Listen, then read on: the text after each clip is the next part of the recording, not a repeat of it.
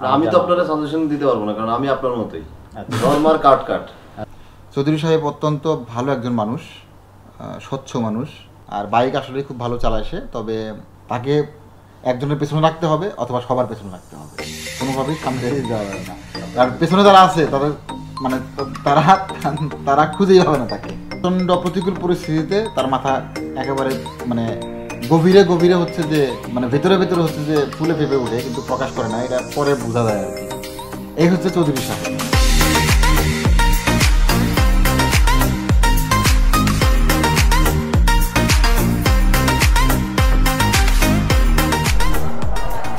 Finally আমরা আসছি Kuakata C বিচের কাছাকাছি। এখানে উঠবো এখন হোটেল সৈকতে। আমরা রুমটা দেখে খুব পছন্দ হয়েছে, ওই যে ব্যালকনি সহ যে এই রুমগুলো ওগুলো নিব এসি। তো এই হচ্ছে আমাদের রুম। এখানে ফার্স্টেই দুইজনের বসার মতো একটা সোফা দেয়া। এখানে ডাবল বেডই বলা যায়, এগুলা কিং সাইজ না, বাট ডাবল বেড দুইটা দেয়া আছে। এখানে হচ্ছে মিরর, আর এখান থেকে আসলে বাইরের সাইড রুম বেশ বড়, দুই সাইডে দুইটা ফ্যান প্লাস এসি দেওয়া আছে। এই হচ্ছে ওয়াশরুম। রাত 10টার বেশি বাজে, এখন সবাই মিলে নিচে যাচ্ছি।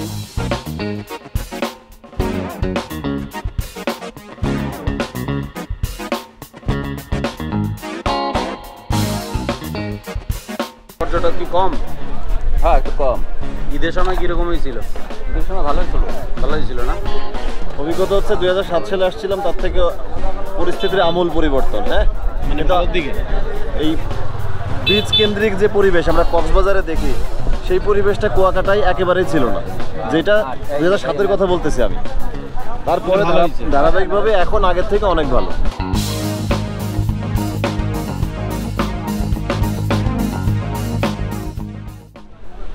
এই হইতেছে একটা পয়েন্ট। পানি কিন্তু অনেক সামনে, এই যে পানি দেখা যাইতেছে কিছু বারবিকিউ বা ফ্রাই খাওয়ার জন্য, মানে যেটাকে বলা হইতেছে সি ফুড। দেখতেছি, দেখে ভালো লাগতেছে না, তারপরও দেখবো আগে কি হয়। মধ্যে ভালো কিছু পাই তাহলে হয়তো বা নিবো, আদারওয়াইজ এটা অ্যাভয়েড করবো। ভাই ভালো লাগতেছে না দেখে। চলেন তো সামনে, চলেন তো। মোটামুটি বেশ অনেকক্ষণ দামাদামি করছি, কিন্তু সমস্যা হচ্ছে উনি বলতেছে এটা যতটুকু তাজা, এটা নাকি নদীর মাছ এত তাজা হয় না।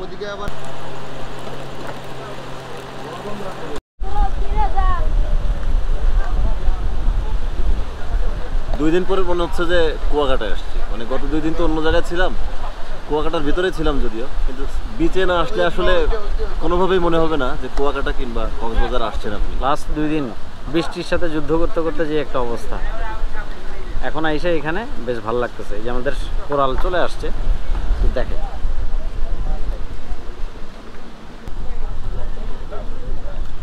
আমার দুজন সিনিয়র ভাইয়ের কাছ থেকে একটু তাদের খাওয়ার পরের অনুভূতিটা একটু জানতে চাই। মানুষ যে এসে ভালো খাবার খাবে, মানুষ যে এসে ভালো ব্যবহার পাবে দোকানদারদের কাছ থেকে, একটু কম দাম পাবে, রিজনেবল দাম পাবে, কম না, এই দিকগুলোতে আমি খুশি হতে পারিনি। আসতে হবে ভাই, না আসলে তো একটা পর্যটন স্পট দেশের, এটা তো দাঁড়াবে না। এখানকার দোকানদারদেরকে আর একটু স্মার্ট হইতে হবে, ভালো করে রান্না করে খাওয়াইতে হবে, ধুয়ে মুছে পরিষ্কার পরিচ্ছন্নতা একটা গুরুত্বপূর্ণ বিষয়, এইটা এখানে নাই। আচ্ছা, আমাদের খাওয়া দাওয়া শেষ করে আসছি, এই দোকানে কফি খাইতেছি। আমাদের অভিজ্ঞতাটা খুব একটা ভালো না এখানে, সেটা হইতেছে রাতে খাবারের বিষয়।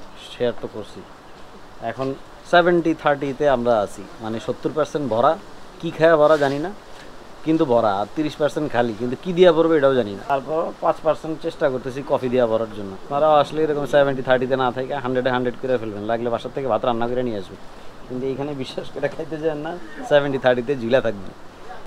আমার কি কি জিনিস আপনার কাছে মনে হয়েছে যে ভাই এটা বেশি করেন, এটা কম করেন, আমার সাজেশন হিসেবে বলেন। আমি তো আপনারা সাজেশন দিতে পারবো না, কারণ আমি আপনার মতোই নরমাল কাট। আচ্ছা, ধুমাধাম, আপনার যে স্টাইল আমার সেই স্টাইল। আপনি একটু আমি শেখ জালালের অনেক ধরনের কথা বলি, কারণ তার স্টাইলের মধ্যে আমার স্টাইল মেলে না। না, আপনি ভালো বার্গেইন করতে পারেন কেনাকাটায়, আপনি বাইক ভালো চালান, আপনি মিশুক, আপনার মোটামুটি সবই পজিটিভ। একটা জিনিস হচ্ছে আর একটু ধৈর্য বাড়াতে হবে, সেটা আপনি করেন, আর একটু বাড়ান। আচ্ছা, প্রথম আগে শুরু করি হচ্ছে ওনার ভালো দিকগুলো দিয়ে। সেটা হচ্ছে যে চৌধুরী সাহেব অত্যন্ত ভালো একজন মানুষ, স্বচ্ছ মানুষ, যে কোনো কিছু করে ভেবেচিন্তে, এটা ভালো লাগছে আমার। আর দ্বিতীয়ত হচ্ছে যে ওই যে দর কষাকষি যেটা বললো সজল ভাই, দর কষাকষিটা খুবই ভালো পারে, এই জন্য তাকে সামনে রাখা উচিত। আর বাইক আসলেই খুব ভালো চালায় সে, তবে পেছনে যারা থাকে তাদের দিকে খেয়াল একটু কম থাকে, এটা খেয়ালটা একটু বাড়াইতে হবে। তাকে একজনের পেছনে রাখতে হবে অথবা সবার পেছনে রাখতে হবে, কোনোভাবেই সামনে যেতে দেওয়া যাবে না। কারণ পেছনে যারা আছে তাদের মানে তারা খুঁজেই হবে না তাকে। প্রচণ্ড প্রতিকূল পরিস্থিতিতে তার মাথা একেবারে মানে গভীরে গভীরে হচ্ছে যে মানে ভেতরে ভেতরে হচ্ছে যে ফুলে ফেপে ওঠে, কিন্তু প্রকাশ করে না, এটা পরে বোঝা যায় আর কি। এই হচ্ছে চৌধুরী সাহেব। সাজেশন যেটা সেটা হচ্ছে যে আসলেই প্রত্যেকটা ব্যক্তি আলাদা, প্রত্যেকটা ব্যক্তি হচ্ছে ইউনিক, কেউ কারো মতো না, কারো মতো কেউ হবেও না, সম্ভব না।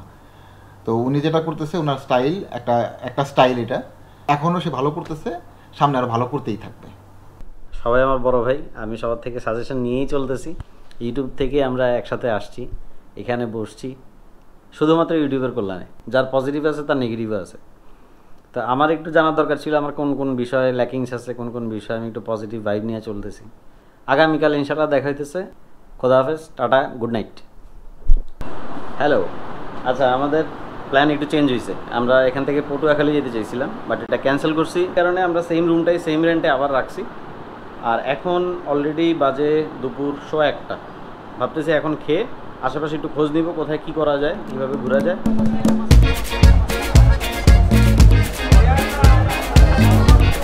হচ্ছে এখানে সি ফুড, আচ্ছা। এটা হচ্ছে চিংড়ি, গলদা চিংড়ি, মালাইকারি করছে।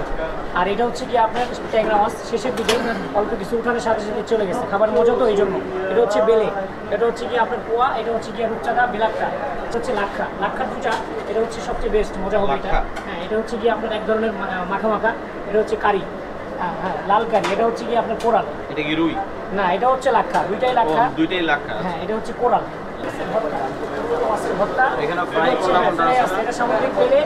এই বরিশালের আঞ্চলিক ভাষায় এটাকে বলা হয় তুলার ডাটি, আমরা সাধু ভাষায় বলে থাকি বেলে মাছ। হ্যাঁ, এটা হচ্ছে কি আপনার ইলিশ মাছের ফ্রাই। আর এটা হচ্ছে হোয়াইট রূপচাঁদা, 100% ইলিশ, এটা রূপচাঁদা হোয়াইটটা। আর এটা হচ্ছে পোয়া। বৈশাখী রেস্টুরেন্টে যে হচ্ছে রান্না করে ওস্তাদ, সে আমাদের সাথে আছে, একটু ওস্তাদের সাথে কথা বলি। ওস্তাদ, এই যে রান্নাবান্নাগুলো করেন কতদিন ধরে করেন? আমি প্রায় 22 বছর থাকে। আজকে যে আইটেমগুলো আছে কেমন? ফ্রেশ মাছ সব, খুব আইটেম, ভালো আইটেম। সবচেয়ে ভিআইপি মাছ, ওটা 800 টাকা কেজি। তো এগুলো বড়ো মাছ, প্রায় 2.5 কেজি 3 কেজি ওয়েটের মাছ রান্না করছি। ওই এক পিস মাছ প্রায় 300 টাকা পিস পড়বে। ইনফরমেশন সবই নিছি, এখন কি খাবো দেখি আস্তে আস্তে। আশা করতেছি ভালো হবে, দেখে ভালো লাগতেছে। বলে যে সামুদ্রিক বেলে, কিন্তু এইটা হইতেছে তুলের ডাডি, লইটটা শুটকির ভর্তা, আর এইটা হইতেছে কি জানি বললো ভাই, লাক্ষা। এই মাছটা নাকি অনেক মজা। তো আমরা প্রাইসটা একটু বলি, এটা 250 টাকা বলছে, এইটা মেবি 70 টাকা, আর এইটা সম্ভবত 200 থেকে 200 টাকাই বলছে মনে হয়, 200 টাকার মতো। এই মাছটা যেটা সামুদ্রিক বেলে, অসাধারণ টেস্ট ভাই, অসাধারণ টেস্ট। মানে একটা মাছ ফ্রাই করলে কি হইতে পারে ম্যাক্সিমাম, কিন্তু এটা তার চেয়ে অনেক বেশি সেই টেস্ট, সেই টেস্ট, আসলে সেই টেস্ট। এটা কিন্তু এরকমও হইতে পারে যে মাছের সাইজটা অনেক বেশি বড়, এর জন্য হইতে পারে। কিন্তু আমি প্রথম খেয়েছি মাছটা, অসাধারণ লাগতেছে খায়। এই যে ভর্তাটা আমরা নিয়েছি, এই যে ভর্তাটা, এই ভর্তাটা হইতেছে লাক্ষা মাছের ভর্তা। এই মাছটারই ভর্তার ভার্সন, এটাও খুব মজা। গিয়েছিল লাক্ষা, এই যে লাক্ষাটা না ভাই মাথা নষ্ট টেস্ট। এই দুটা মাছের দুইটাই আমি প্রথমবার খেয়েছি। আচ্ছা, আমরা বৈশাখী হোটেলে খেলাম, এই যে পেছনেই, মানে আমাদের হোটেল থেকে রেকমেন্ড করছিল যে এখানে খান, খুব ভালো লাগবে। তো আমরা আসি এবং এটা বাস্তবেই কিন্তু অনেক ভালো লাগছে আমাদের কাছে। আর খাবারের প্রাইসিংটা একটু বেশি হলেও কিন্তু কোয়ালিটি অসাধারণ। আমাদের কাছে মনে হয়েছে যে গতকালকে যা খাইছি বা গত 3 দিনে আমরা যা খাইছি, এটা ছিল সবচেয়ে সেরা খাবার। ভাই, আমার সাথে কি আপনারা একমত? একমত। প্রাইস একটু হাই মনে হয়। আমি অবশ্যই একমত। না, প্রাইস কোনো বিষয় না, খাবার টেস্ট হলে প্রাইস কোনো বিষয় না। এটাই হচ্ছে কথা, যদি খাবারটা ভালো হয় প্রাইসটা অতটা মানে মাথায় না রাখাটাই ভালো। খাবার ভালো, আর আমাদের একটা ছোট ডিসকাউন্ট তারা করে দিছে, বাট আমরা এটা খুঁজি নাই। এটা হচ্ছে হয়তো একটা আতিথেয়তা তাদের বলতে পারে।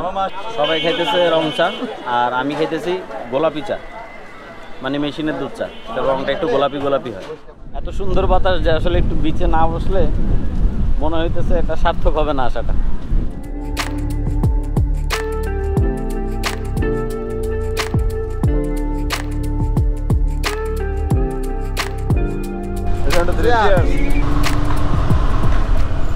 সামনে আগাইতেছি, শুধুমাত্র ফুয়েল নিতে হবে। ঢাকায় তেল নেই 89 টাকা লিটার, এখানে 93 টাকা লিটার, 4 টাকা বেশি। এখন যাইতেছি লেবুবন, লেবুবনে ঘুরবো। এটা মূলত আমরা যেই রিসোর্টে ছিলাম সেই রিসোর্টের সামনের রাস্তাটাই, বেরিবাদের রাস্তাটা, ওইখান থেকে বিচে নামে যাওয়া লাগবে।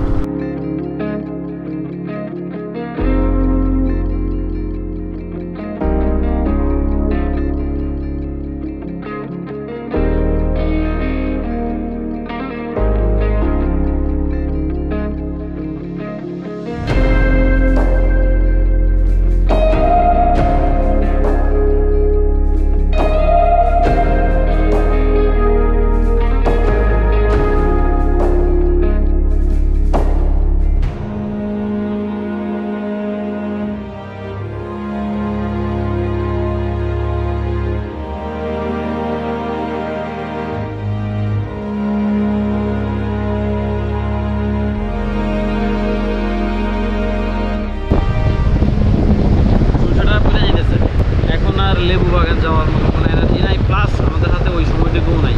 এই কারণে আসলে আমাদের বাইকের অবস্থা খুবই জঘন্য। তো আল্লাহ যদি বাঁচায় আগামীকাল রওনা দিব। তো চাইতেছি একটু বাইকটা ওয়াশ করা নিতে, তো অলরেডি দিছি ছোট্ট একটা দোকান। তো আজকে এই পর্যন্তই আমাদের এই এপিসোড। যদি ভালো লাগে অবশ্যই লাইক, কমেন্ট, শেয়ার করবেন এবং অবশ্যই চ্যানেলটি সাবস্ক্রাইব করবেন। সবাই ভালো থাকবেন। আসসালামু আলাইকুম।